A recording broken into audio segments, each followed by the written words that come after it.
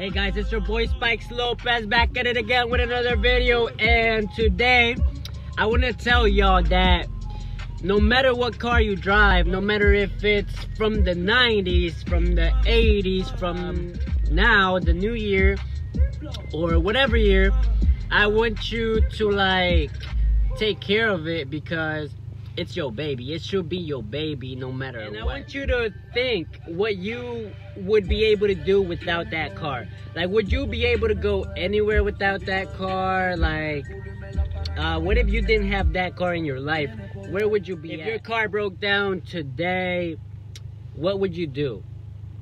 Like, what would you do? Would you go get help from somebody else? Would you do it by yourself?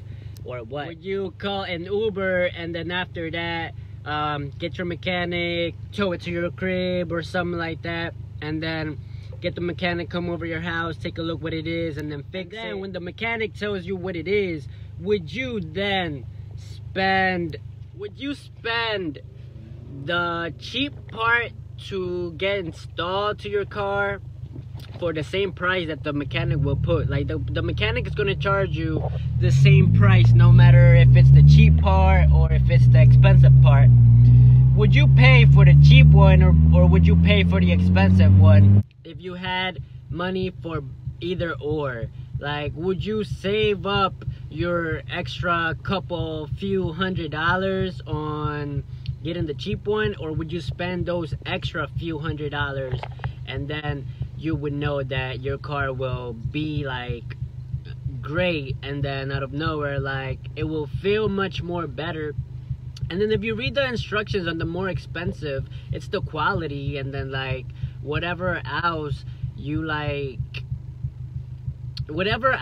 read is like, oh damn, you didn't even know it did that, you know? Like, the more expensive parts is much more worth it because it does much more than what the cheap ones do. They do the same original thing, but the most expensive ones they have and are made out of better quality material. So what would you do? Is your car that worth it or not? Like, do you love your car enough to spend that extra few $100s? Because I know I do.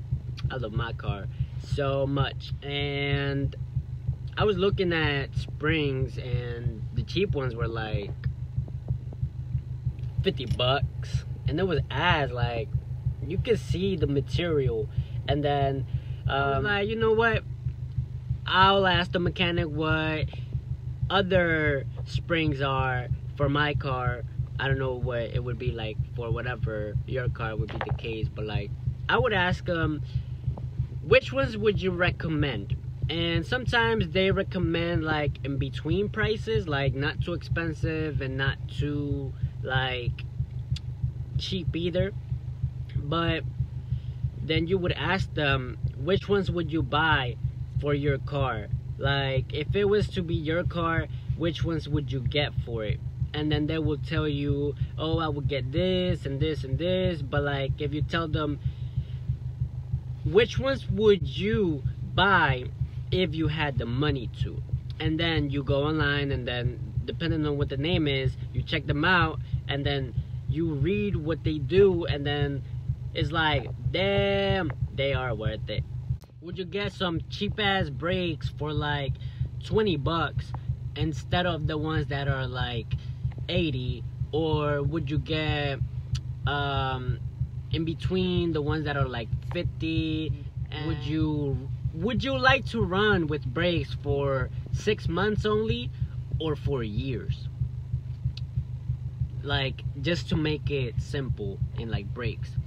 Like, for my case, it's like I would get the springs and I'll get Skunk 2 Racing. So Skunk 2 Racing is known, and like, it's racing springs, so they do much more than what the regular springs would do.